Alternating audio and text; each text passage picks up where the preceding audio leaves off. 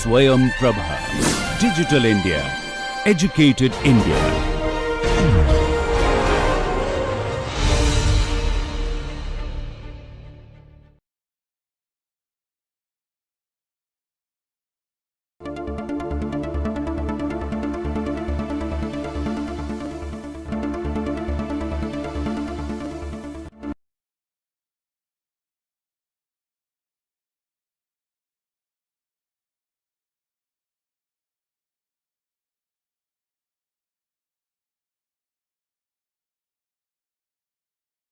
Previous lectures we studied transverse vibration using influence coefficient method and transfer matrix method. In these two methods, the shaft which we considered was having only the elasticity property, but in some cases the shaft mass is not negligible, and we need to consider the shaft stiffness and mass property simultaneously as a distributed property along the length of the shaft. And for such case, we need to model the shaft using a continuous system approach. In continuous system approach, as we have seen in the torsional vibration case also, that each and every particle of the beam is independent of each other, and a continuous shaft is having infinite degree of freedom. And for when we model this kind of system, the differential equation, the governing differential equation, generally it becomes partial differential equation. So when we are considering only the one dimensional model of the shaft, so generally we will be having the differentiation with respect to time as well as spatial coordinate, that is along the length of the shaft for 1 degree of freedom system. And for the present case, we will be considering the simple one dimensional problem, not one degree of freedom, but one dimensional.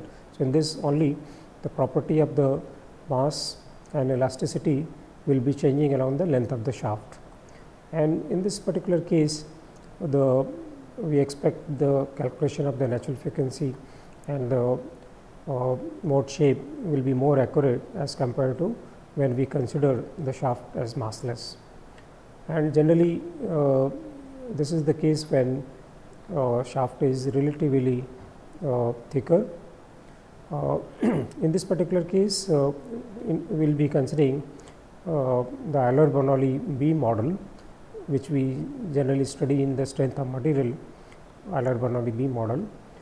And not only we will be obtaining the natural frequency and mode shape or eigenfunction, also we will see how the force response can be obtained using this eigenfunction property along with the orthogonality property of the eigenfunctions. So let us see what are the things we will be covering in this lecture. So basically we will be dealing with the continuous system approach for transverse vibration. Free and forced vibration analysis we will be doing for simple cases. So various concepts like boundary value problem, eigenvalue problem, eigenvalue and eigenfunction, orthogonality condition, modal analysis. So these will be covering in very briefly. I will not go in much detail on this because our main focus would be to use this model, continuous system model, for finite element formulation, which is having more versatile application. So with this as introduction, so let us see how the continuous system model for transverse vibration we can able to do it.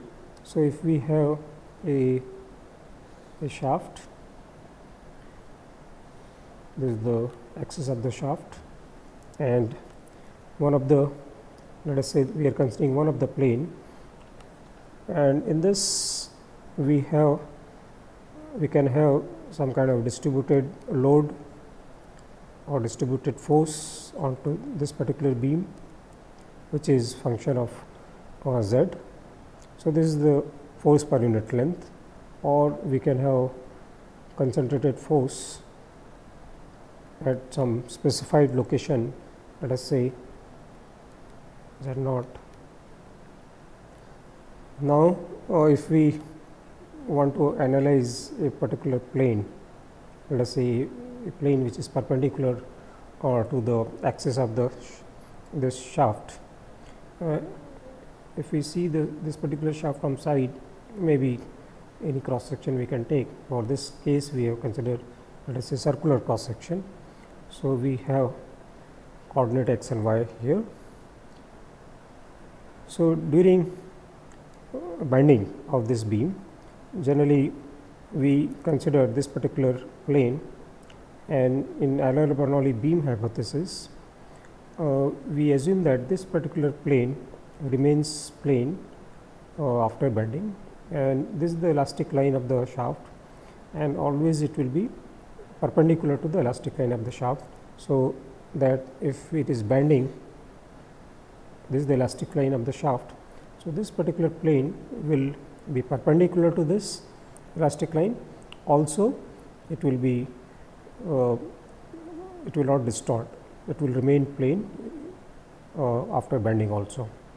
So, this particular hypothesis will be using it, and in this particular case, Euler-Bernoulli beam, when we are applying forces in let us say y direction, there will not be any displacement in the x direction would take place. So, as such, there is no coupling, elastic coupling between the force and the displacement in two directions. So, if we are applying force in y direction, displacement will take place in that direction only. In this particular case, the displacement, as we have seen earlier, there will be linear displacement and the slope of the beam. So, we will be having two coordinates will be required to define the displacement of this particular shaft segment. Now, let us try to obtain the free body diagram of this small segment. This is at Z location, and we are taking a small strip of thickness dz, and we are taking the free body diagram of that, and we are applying various shear force, bending moment in this particular system. So, let us take the free body diagram of this. So, this is a shaft segment. We have shear force in this direction, positive y direction.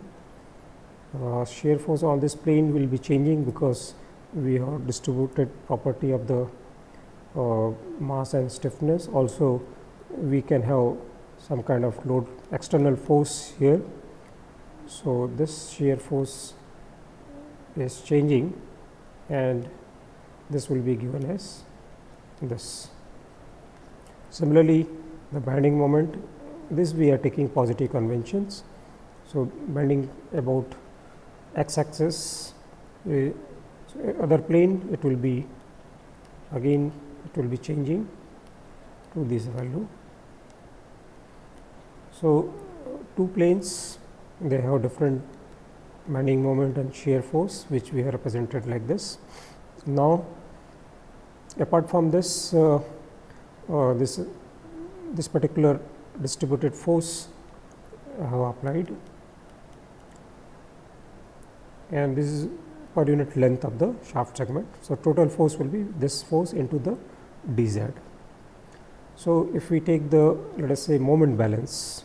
So, if we are taking moment about, let us say, this point O. So, if we are taking counterclockwise direction as positive, so this moment balance mx, this is negative, this moment will be positive.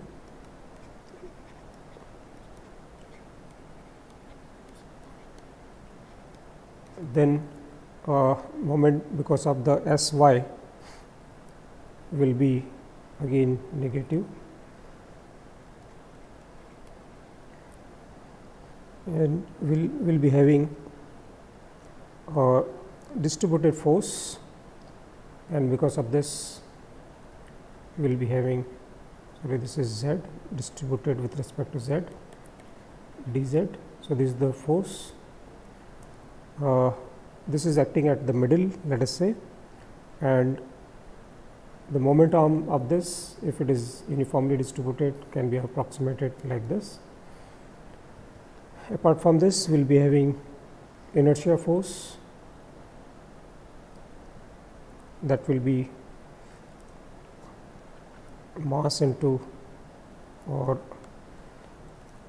mass per unit length into segment of the thickness of the shaft segment. So, this will be the mass of the shaft segment into angular this linear acceleration. So, this is the inertia and it will act at the middle. So, moment will be this one, and because this is acting in the opposite to the y direction, so downward direction. So, it will produce a counterclockwise moment, positive moment, and this is equal to 0. In this particular case, we can able to see that some of the terms like this term and this term, they are carrying dz square term, because dz is small quantity and square of that will be further small. So, we are approximating this equal to 0, we are neglecting these terms. So, basically now you can able to see also this will get cancelled. So, we will get a relationship between Sy and dz minus Sy dz is equal to 0. So, even this will get cancelled. Now, we know that bending moment is given as EI del square V is, let us say, displacement, linear displacement, so dz square. So, this expression we can able to write it as del z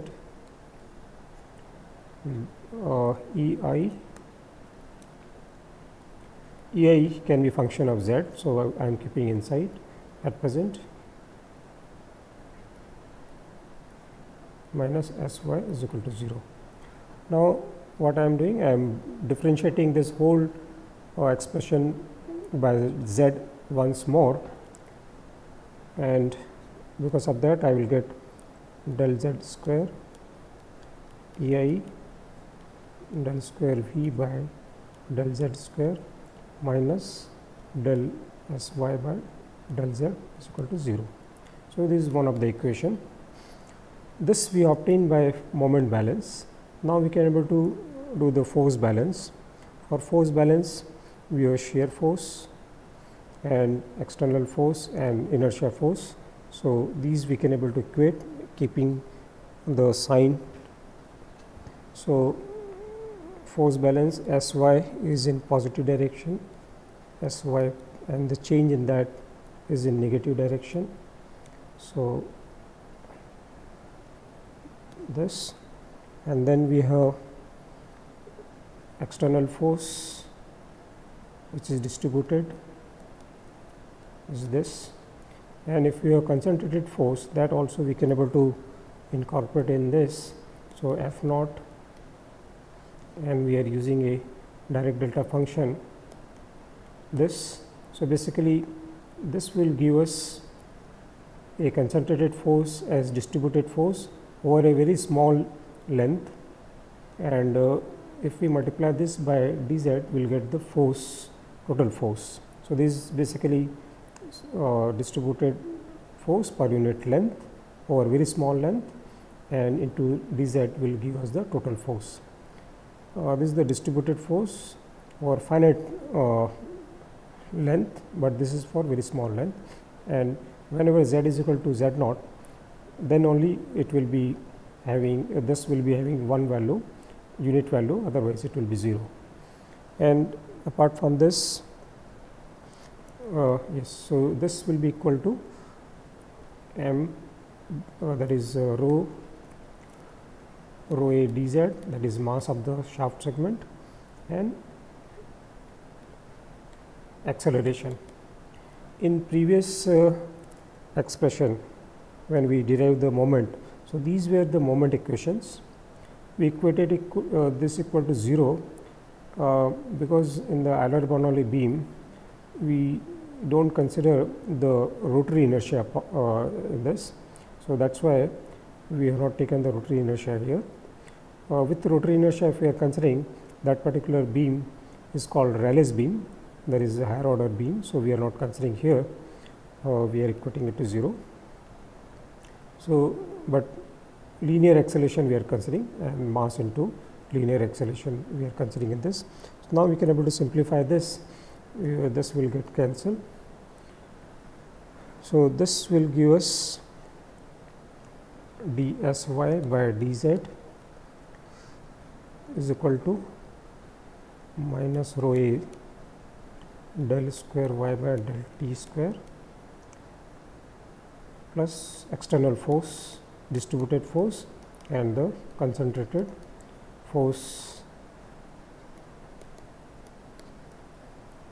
that z is equal to z naught. So, this particular expression we got is second equation. Now, you can able to see in the first equation we have this particular term. So, we can able to substitute this here. So, if we substitute this there, we will get an equation of this form. This term is as it is. Now, we are substituting this term. So, we will be having rho a del square y by dt square, and other terms I am keeping in the right hand side.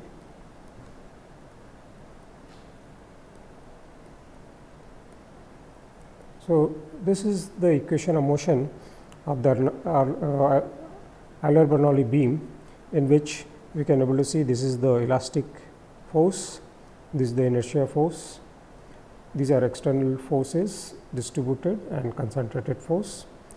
And now we will try to solve this equation for free vibration. That means we will equate the external force equal to 0, and we will solve this particular equation.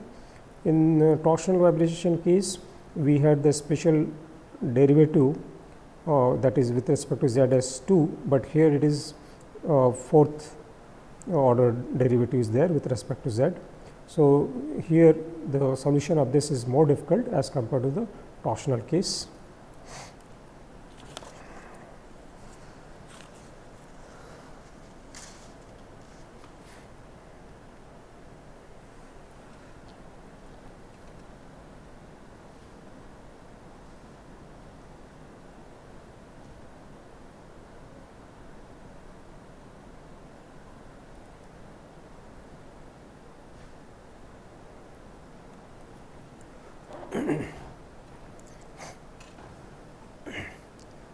So, we derived the governing equation for Euler-Bernoulli beam for transverse vibration. Now, we will solve a free vibration problem for very special boundary conditions, because this whatever the differential equation we got it, partial differential equation, once we are specifying the boundary condition, then only the solution of this differential equation will be unique. And that is why this particular problem, the differential equation associated with the boundary condition is called boundary value problem, and this will be basically converted into a eigenvalue problem, and that can be solved for the natural frequency of the system. So, now let us see, this is the differential equation which we derived. Here I am using a notation of prime. So, 1 prime is representing that is derivative with respect to z. So, there are 4 primes. So, it is representing that the derivative with respect to z is 4 times, and the dot is representing the derivative with respect to time. So, is having twice the derivative with respect to time. So, basically we have prime as derivative, partial derivative with respect to z, and dot is representing derivative with respect to time. Now, if we assume the solution of this, we will be using the separation of variable method as we did for the torsional case. So, in this case we will take a function which is function of z alone and a harmonic function. In this particular case, now for free vibration this quantity will be 0 and the motion we expect as a harmonic. So, this particular function we are assuming as a harmonic function. So, if we derivate this assumed solution with respect to z 4 times. So, obviously, the first function will get derivated, this will not get derivated because this is function of time. Similarly, if we derivate this with respect to time, this harmonic function will get derivated twice. Now, the harmonic function will be having this form in which this is the natural frequency of the system, and A and B are the constant to be determined from the initial condition of the problem. And if we derivate this twice, we can able to see that we will be having this relation, which is a relation for the simple harmonic motion. Now, if we substitute these assumed solution in the equation of motion for free vibration, we can see that we will get E I x x and this 4 times derivative eta t, and then this one is rho a,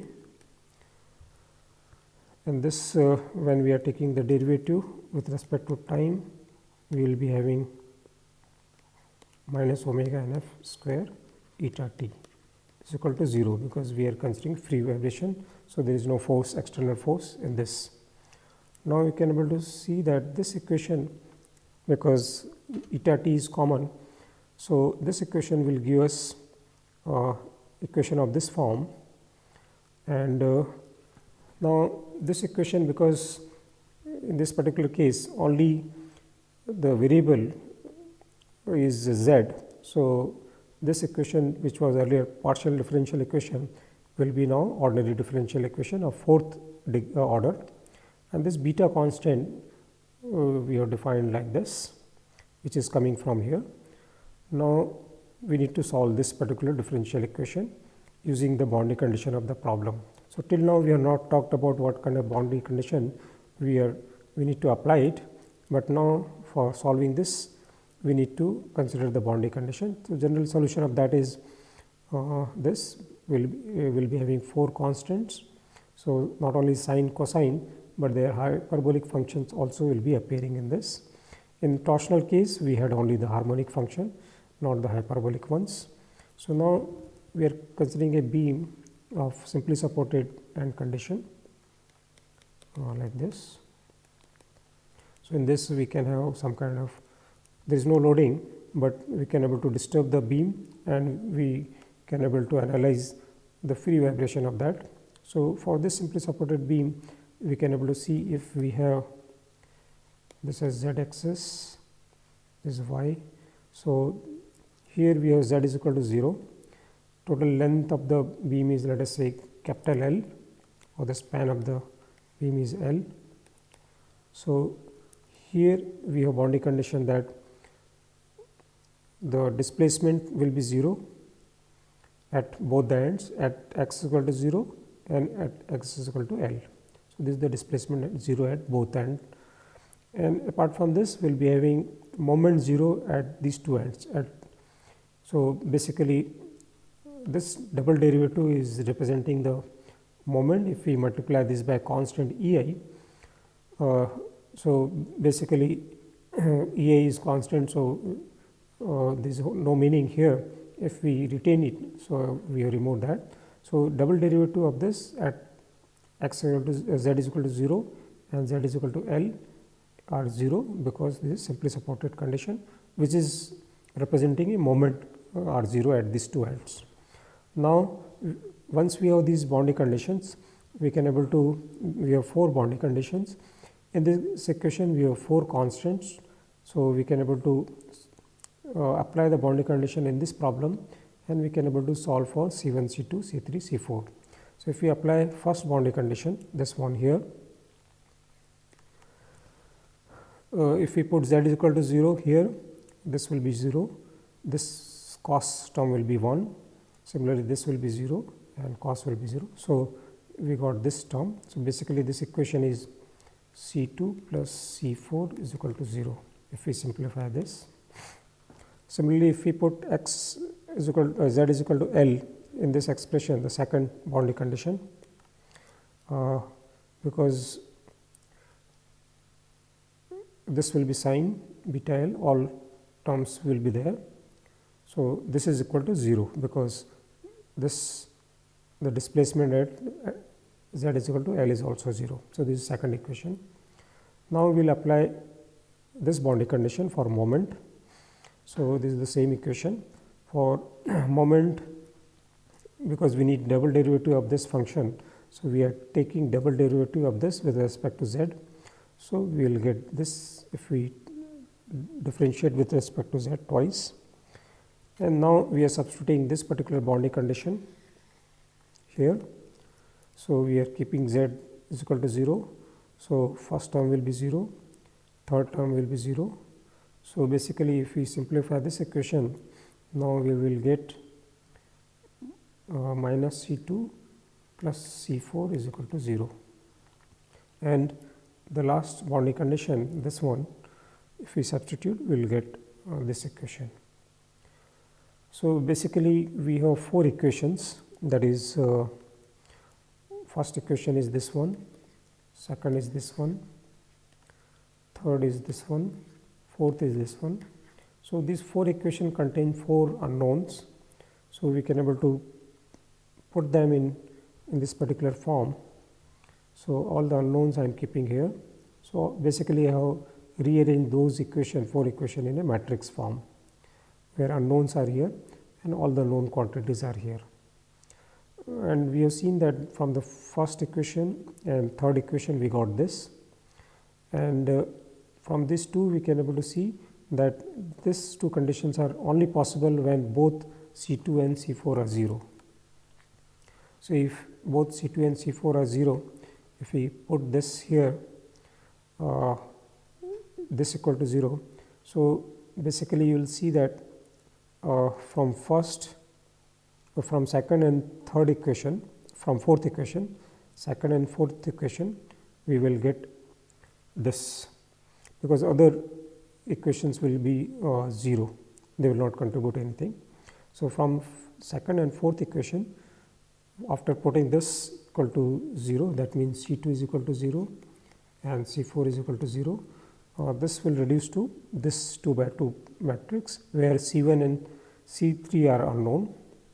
Now, if we take the determinant of this equal to 0, we will get a equation like this. And this particular equation, we will see that this all terms beta, sin beta L and sin h beta L is one solution common, that is beta is equal to 0. But beta cannot be 0, otherwise we will be having trivial solution. For non-trivial solution, beta we need that should be non-zero, and for non-zero beta we can able to see that this will not satisfy this, and the first term and the third term will never be 0 if beta is not 0. So, that means we need to have sin beta L equal to 0 for the condition that we do not have beta is equal to 0. So, basically we are getting a frequency equation from this. This is the frequency equation, and the sine function is having infinite solution even when beta is not 0. And now, so this is the solution. So, this is the infinite number of solutions which is possible, for which sin beta L is 0. So, if we substitute this for all, we can able to get the these values. This is equal to 0 value. So, you can able to see this is the frequency equation, because we related the beta with the natural frequency earlier. So, beta square we related with natural frequency earlier. So, that expression we can able to see here.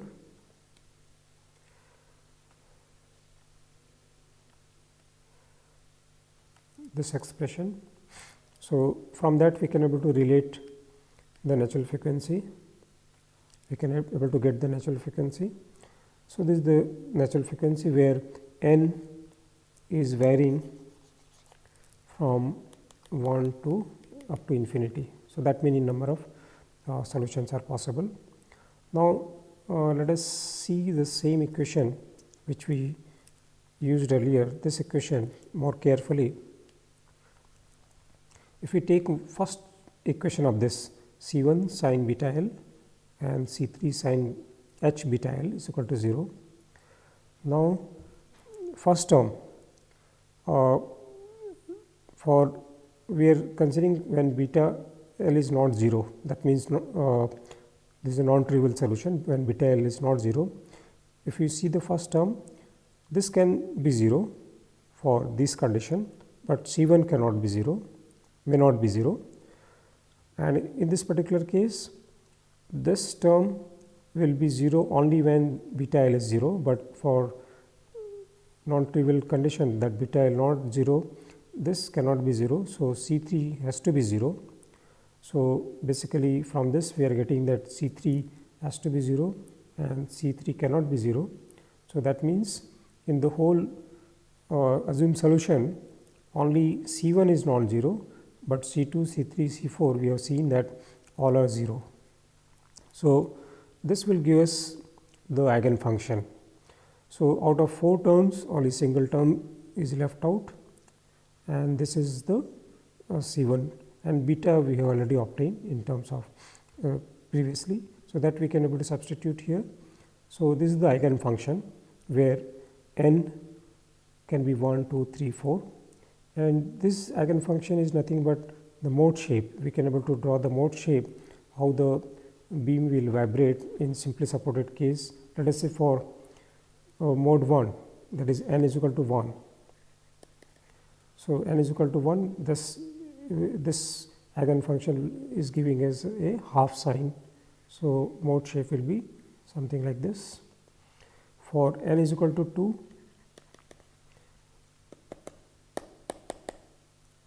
for n is equal to 2, we will be having full sine, or this will be at the middle. So, this is the node we expect, and for n is equal to 3, we will be having this. Similarly, if we increase various modes, this number of nodes will be increasing. You can see here it is 1, but here it is 2. So, we expect for every further increase in the mode shape, we will be having intermediate nodes in this particular mode shapes. So, this is a typical mode shape for simply supported beam, which we obtain from the free vibration analysis. Now, let us see the orthogonality condition. So, orthogonality condition, as we have seen in the torsional vibration case also, that because these eigenfunctions are independent of each other. So, if we integrate these two different mode eigenfunction by multiplying by this quantity and equate, if we integrate over the whole length of the beam, this will be 0 if these two modes are not same, and if they are same, then we will get some constant term, which I am representing as m subscript m, which we call this as generalized mass in that particular mode, mth mode. So, small m is representing that particular mth mode. So, this is a generalized mass. Similarly, if we integrate the double derivative of this eigenfunctions, if two different modes, if two different modes are there, their integration is 0. If modes are same, then we are getting a constant term, and this constant term Km we call as generalized stiffness in that particular mode, mth mode. Now, now let us see some other boundary condition and how the frequency equation and the natural frequency and eigenfunction take the shape. So, this is a fixed free beam, that is a cantilever beam. In this particular case, we have boundary condition that this is a fixed end. So, we will be having this equal to 0, displacement is 0, even we will be having prime of that, that means slope at this point will be 0, because fixed end beam will be having displacement and its slope 0 here. Similarly, here we will be having shear force equal to 0. So, we will be having bending moment and shear force. So, shear force, first let us say bending moment. So, double derivative at x equal to 0, and shear force is represented by triple derivative with respect to z, this will be 0. So, these are the boundary condition. So, we have 4 boundary condition as we had for the simply supported case. We can able to apply to the chosen solution to get the C1, C2, C3, C4 constants, and finally, on the same lines basically we will get this kind of function, this kind of equation. This is a transcendental equation. Earlier we had for simply supported case sin beta is L is equal to 0. Basically, this equation is the frequency equation, and roots of this will give us the natural frequency of the system, and if we obtain the roots of this is the natural frequency of the system, where beta is related with the natural frequency which we already seen. So, this is the natural frequency for cantilever beam case, and this for first mode and for this for higher modes. And eigenfunction is in this particular case more complicated, because some of the more terms of this constant C are non-zero. So, this is the eigenfunction, and if we plot this, we know that the mode shape for this particular case, let us say for n is equal to 1, if this is the center line, we will be having because at this end we have slope and linear displacement 0. So, while drawing the mode shape we need to take care of that. So, first mode will be something like this, where we can able to see displacement and slope. If we draw the tangent here, that will be along this, that will be 0, and second mode, in second mode also that particular condition we need to satisfy, but we will find another node here. So, this is 0, but we will be having one node which will be appearing here. So, basically during oscillation they will be having oscillation in other extreme in this direction, or this will be having vibration like this. Third mode, then we will be having another node here. So, that can be extended for, so this for n is equal to 2. For higher modes we can able to draw the mode shape on the same lines. Let us see another boundary condition, that is when both end of the beam is fixed. So, in this particular case we have displacement and slope 0 at this end, and here also the same condition is there at z is equal to L. So, now we have again 4 boundary conditions. We can able to obtain the 4 constants from the chosen function, that is C1, C2, C3, C4. We will get a frequency equation like this. This is the frequency equation, which is transcendental equation, and solution of this will give us the natural frequency, and this is the eigenfunction, because we can able to, once we are obtaining the C1 to C4, eigenfunction will be in the explicit form. Now, we can able to plot this and we can able to get the mode shape out of this. So, I am not drawing that particular shape. So, we have seen that how we can able to obtain the governing equation, and if we have different boundary condition, how we can able to get the frequency equation. Like for simply supported case, we have given the more detail how we can able to get the frequency equation. Generally, in the frequency equation in this particular case is a transcendental equation. In previous case, we found that this particular frequency equation for discrete system it is a polynomial form, but here now it is a transcendental equation which is more difficult to solve. And apart from that, we have seen that the natural frequency are infinite in number, and corresponding the eigenfunction or the mode shape is also we can able to obtain.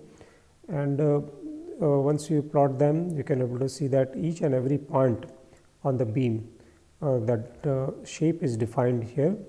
As we know that eigenfunctions are not unique, their shape is unique, but not the size. And now we will see that what these natural frequency and mode shape, how we can able to use it for the force vibration. We already seen the orthogonality condition that these particular modes are orthogonal to each other. So, this particular property which will be using it for the forced vibration analysis of such system. So, we will just outline the method how it can be applied for the forced vibration. So, this is now we are trying to solve the forced vibration. So, this is the governing equation which we derived earlier, in which now we are considering the forces also. This is a distributed force and this is the concentrated force.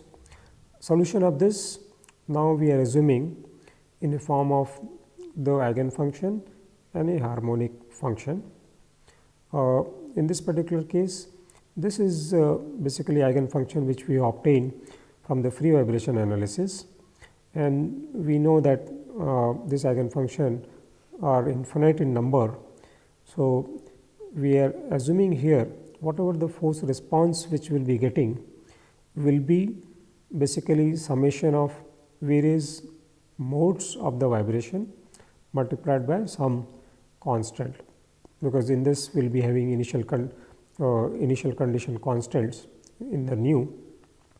So, basically here what we are assuming that any response, any force response can be represented by summation of various modes eigenfunction multiplied by some constant, initial condition constant, and this is generally this is similar to the Fourier series. If you think of a Fourier series in which we represent the periodic function as a summation of sine and cosine terms and some constant term. So, basically, and their higher harmonics. So, we represent a whole periodic function by summation of various terms, and depending upon the accuracy required, there we truncate the series up to certain value, certain terms. So, similarly, here you can expect that when we want the solution, approximate solution, we need to terminate this particular series up to certain value depending upon the initial condition. So, let us substitute this assumed solution in the equation of motion, and then we are multiplying that particular equation both sides by a eigenfunction which is, let us say, x k, which is other than the x I as such. So, this x k we have multiplied throughout, and then we have integrated over the domain. So, that means first we are substituting the assumed solution, multiplying by another eigenfunction x k and integrating over the domain. So, you can able to see this particular term is belonging to this one where we have substituted this. So, once you substitute this here, the fourth derivative with respect to z will come here, this is not a function of z. So, this will be separate. We have multiplied by x k also and integrated over domain, that means dz. Similarly, this is the second term, this term, in this derivative will go into this function, and this is directly multiplied by xk and integrated over domain. So, now you can able to see that earlier orthogonality conditions we had, that if these two are not same, integration of this will be 0. So, that means in this whole series, when I is equal to k, then only the terms will be non-zero, otherwise they will be 0. So, out of all infinite terms, only one term will be non-zero. So, let us say that is a particular term is I. So, from previous equation, basically here you can able to see this will be having some value. So, we are getting this one. So, this is this term, and we already seen that this particular term gives us the generalized stiffness, and this term gives the generalized mass, and here we have simplified them, even we have divided by generalized mass. So, that this omega n of I square is represented like this, and this is the integration of the that particular force. Here we have not done any change. So, I have just represented F I as this. Only thing is, because we have divided the whole equation by generalized mass, so this is also appearing. So, you can able to see generalized mass, stiffness, this is the natural frequency of that particular mode. So, here this particular equation which we obtain here for one of the xk, but xk can vary from 1 to infinity. So, that means such equations will be getting infinite number of equations, but this equation is, if we see carefully, this is a equation similar to the single degree of freedom system. So, basically what we are doing here, this is, we call it model analysis. In this we have a system, a single system, and is having infinite degree of freedom. Using model analysis,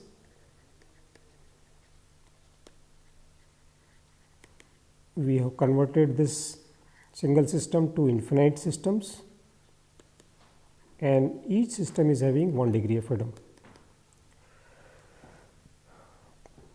So, this is model analysis. So, now you can able to see this is simple to solve because it is single degree of freedom system. This particular force is more general in nature. If it is harmonic force, then the solution is straightforward, but if it is more general aperiodic function, then we need to solve using the Duhamel integral or convolution integral, and this is represented by this integral.